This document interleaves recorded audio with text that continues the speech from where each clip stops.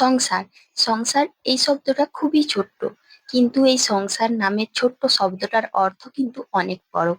আমরা যে যেরকম সংসারে থাকি, সেই সংসারের অর্থ হয়তো অনেকটাই আলাদা আলাদা। হ্যাঁ বন্ধুরা, সংসার শব্দটা যতই ছোট হোক না কেন, এর মানে কিন্তু অনেক বড় থাকে। প্রতিটা মেয়েই চায় তার সংসারে যেন সুখ স্বাচ্ছন্দ্য সমৃদ্ধি আর মানুষজন পরিবারের সবাইকে অনেক হাসি খুশি রাখতে পারে, নিজেও সুখী থাকতে পারে। আর এই সুখে থাকার জন্য প্রতিটি সুগৃহিণীরাই তার সংসারকে অনেক অনেক রকম ভাবে মানিয়ে নিয়ে চলতে পারে। সংসারের প্রতিটা সুখ দুঃখ অভাব অনটন ভালো মন্দ সবকিছুই যেন তারা নিজেদের হাতে বহন করে চলে। আর তাই তো মধ্যবিত্ত পরিবারের সুগৃহিণী হয়ে কিভাবে একটু হিসেব করে ও বুদ্ধি খাটিয়ে চলি বলে আজ আমার সংসারে অভাব অনটন আসে না, সেটাই তোমাদের সাথে শেয়ার করব। তো যাই হোক, ভিডিওটা দেখতে থাকো, আশা করছি তোমাদের ভালো লাগবে।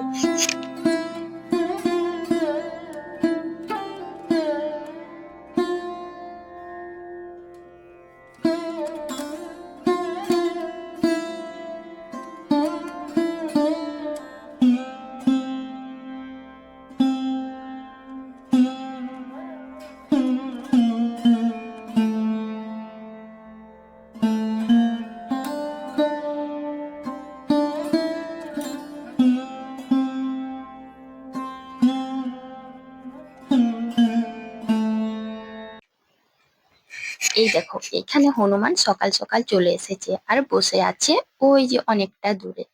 তো ভিডিও শুরু করার আগেই বড়দের জানাই প্রণাম, ছোটদের জন্য রইল অনেক ভালোবাসা। আর যারা আমার ভিডিওটা দেখছো নিশ্চয়ই ভালো আছো, আগামী দিনেও ভালো থেকো সুস্থ থেকো। এই মুহূর্তে আমি ও আমার পরিবার খুব ভালো রয়েছি। আর তোমরা সবাই আগামী দিনেও ভালো থেকো। আর আমার চ্যানেলে যারা নতুন আছো তাদের সবাইকে অনেক অনেক স্বাগতম। আর যারা আমার নতুন নতুন বন্ধুরা পুরনো বন্ধুরা আমাকে সাপোর্ট করে যাচ্ছ তাদের সবাইকে অনেক অনেক ধন্যবাদ পাশে থাকার জন্য। তো হনুমানটাকে কিছুক্ষণ দেখে নিলাম। আর দেখো, আজকে অনেকটাই ভোরে উঠেছিলাম, তবে সেইভাবে কাজকর্ম কিছু করা হয়নি। ওই ঘরের মধ্যে টুকটাক একটু কাজ এগিয়েছি। তো এখন চলে এসেছি কলপাড়ে। আর কলপাড়ে যখন এসেছি তখন তো একটু একটু রোদ দিচ্ছে, তবে কলপাড়ে খুব বেশি রোদ আসেনি। আর বাসনগুলোও মেজে নিয়েছি। এখন চলে এসেছি আমার উনুনের কাছে। দেখো বন্ধুরা, আজ আমি একটু তাড়াতাড়ি উনুনটা জ্বালিয়ে নিলাম। তার কারণ হচ্ছে যে আজ একটু রান্নাটা তাড়াতাড়ি করব, কারণ একটু মাঝখানে কাজ আছে। কাজ বলতে বাগানের কাজ আছে। আর তোমাদের দাদা ভাই বলেছে তাড়াতাড়ি রান্নাটা করে নিবে, কারণ বিকেলের দিকে না সেইভাবে বাগানের কোনো কাজ হচ্ছে না। তো সেই করে টুকটাক বাড়ির যা কাজ ছিল সব কাজ তাড়াতাড়ি, বললাম যে ভোরবেলায় উঠেছিলাম, তো ভোর থেকে উঠে কাজকর্ম করে নিয়েছি। আর এখন এই যে উনুনে ভাতটা চাপিয়ে চলে এসেছি সবজি কাটতে। এটা হচ্ছে কিমা শাক। তোমরা তো সবাই নিম পাতা খেয়েছো, কিন্তু নিম পাতার থেকেও এই পাতাটা আরো বেশি তেতো। জানো তো বন্ধুরা, কিছু কিছু এমন শাক সবজি রয়েছে যেগুলো কিন্তু গ্রামে পাওয়া যায় আর কিনতেও পাওয়া যায় না, আর যেগুলো খুব সহজেই কিন্তু খেতে ভালো লাগে বা খাওয়া আমাদের শরীরের জন্য উপকারী। তো এটার নাম হচ্ছে, এই যে শাকটা খাচ্ছি, এটার নাম হচ্ছে কিমা শাক। এটা এমনি এমনি হয়, যে কোনো বাগান বাড়ি পুকুর পাড় এরকম জায়গায় হয়। আর দেখো শেকড় টাইপের হবে, আর তার মধ্যে ছোট্ট ছোট্ট পাতা থাকবে।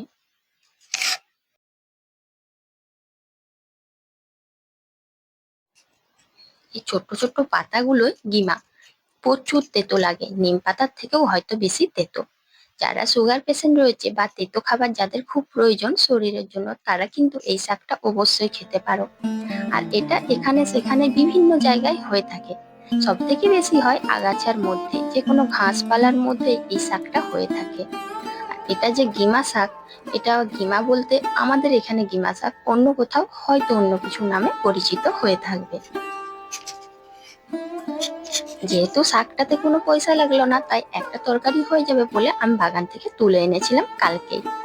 আর এখন দেখো মসুর বড়ার জন্য মসুরটাকে ভালো করে বেটে নিচ্ছি। কদিন আগেই তোমাদেরকে বলেছিলাম যে অনেকটাই মসুর ছিল, তো কাকিমারা নিয়েছিল, আমরাও কিছুটা নিয়েছিলাম। আর সেটাই একটা কৌটোতে তো দেখিয়েছিলাম, অনেকটাই ছিল। তো ভাবলাম যে এতটা মুসুর শুধু ডাল করে খেতে খেতে অনেক দিন হয়ে যাবে, আর হয়তো পোকা লেগে যাবে। আর যদি মসুর বড়াটা করি, তাহলে মসুর বড়া আলু দিয়ে যদি পাতলা ঝোল করি, খেতে একটা জিনিস দিয়ে একটা তরকারি হয়ে যাবে। তাহলে আর ডালেরও দরকার হলো না, আর অন্য কিছু হলো না। শুধু মসুর দিয়ে মসুরের যেমন ঝোল হয়ে গেল, আর তেমন বড়াটাও হলো। ব্যাস দুটোই একসঙ্গে হয়ে যাবে, তরকারি আর ঝোল। তো সেই জন্য মসুরটা ভালো করে মেটে নিচ্ছি।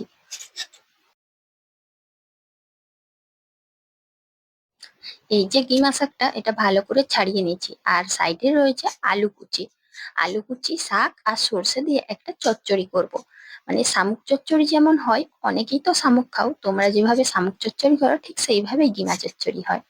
তো ওদিকে ভাত হচ্ছে, আর এদিকে দেখো ছেলের এক জামাতে একটা বোতাম ছিঁড়ে গিয়েছিল আগের দিন। তো রাত্রিবেলায় সেলাই করতে ভুলে গিয়েছি।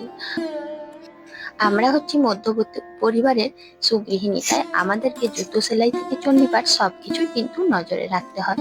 তো ছেলে এখন স্কুলে যাবে, আর এদিকে তার জামার বোতাম কিন্তু সেলাই করে নেই। তো কি করব, সেই জন্য তাড়াতাড়ি ভাতটা চাপিয়েই চলে এসেছি সেলাই করতে। আর ছেলেকে বললাম এদিকে যে তুই স্নান করতে যা, আমি সেলাই করে নিচ্ছি।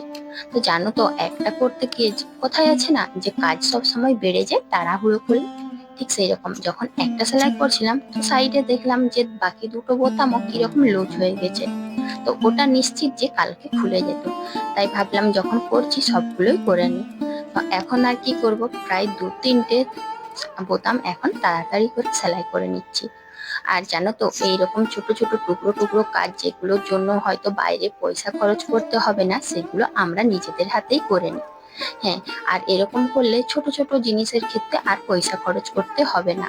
তো এটা কিন্তু আমাদেরকে একটু বুদ্ধি খাটিয়ে চলতে হয়, যে কোথায় কিভাবে কিরকম কাজ করলে সংসারের জন্য একটু অন্তত অর্থ সঞ্চয় হবে। তাই ছোট ছোট এই বুদ্ধিগুলো, হিসেবগুলো করে নিতেই হয়। তো এখন দেখো ছেলে বেশ বকবক করছিল বাথরুমে স্নান করার জন্য, তো তাকে আরেকবার তাড়া দিয়ে চলে এলাম সেলাই করতে।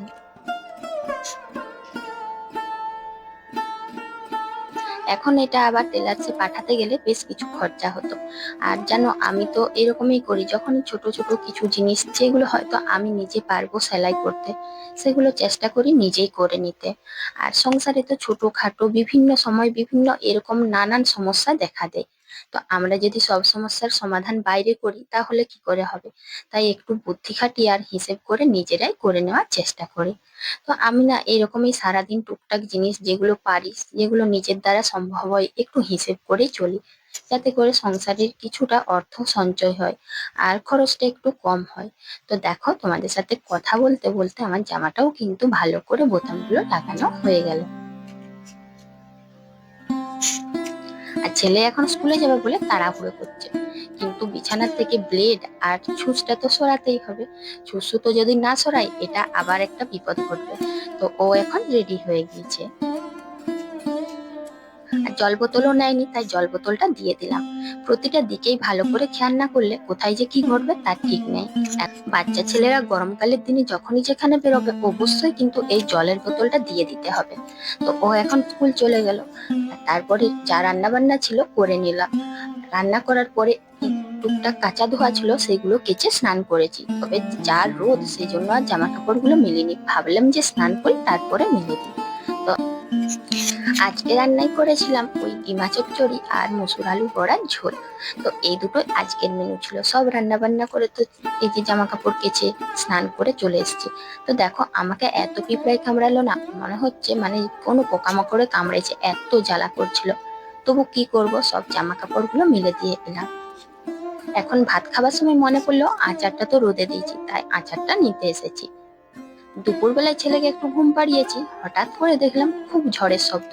আর দেখো বন্ধুরা, কিরকম মেঘটা ধরেছে, চারিপাশটা পুরো কালো অন্ধকার।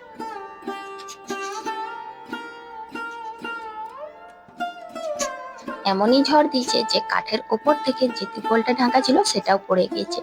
আর আমরা হচ্ছে মধ্যবিত্ত বাড়ির বউ, তো আমাদেরকে সব দিকটা খেয়াল রাখতে হয়। তো এই যে একটা বিষয় দেখো, এই পলিথিনটা যদি এখানেই থাকে কাঠগুলো ভিজে যাবে, পরের দিন আর রান্না করতে পারবো না। তাই এটা দেখে চটপট চলে এলাম কাঠগুলোই ঢাকা দিতে। আসলে কি বলতো, আমাদেরকে আগামী সব কিছুই ভেবে রাখতে হয় যে কোনটাই আমাদের ক্ষতি হবে, কোনটাই ভালো হবে। সব দিকটা না খেয়াল করলে অনেক সমস্যা।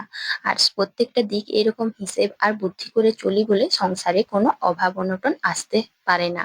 আর এটা কিন্তু একমাত্র সম্ভব হয় একটু নিজেদেরকে হিসেব করে চলার জন্য। তো দেখো, এখন ওই যে পলিথিনটা দিয়ে দিচ্ছি, তার উপরে কাঠগুলো দিচ্ছি। যদিও খুব বেশি ঝড় হলে হয়তো থাকবে না, তবুও চেষ্টা করতে দ্বিধা কিসের। তো কাঠগুলো দিয়ে দিলাম, আর এখন প্রচুর বিদ্যুৎ বাজ পড়বে মনে হচ্ছে, তাই তাড়াতাড়ি চলে এলাম।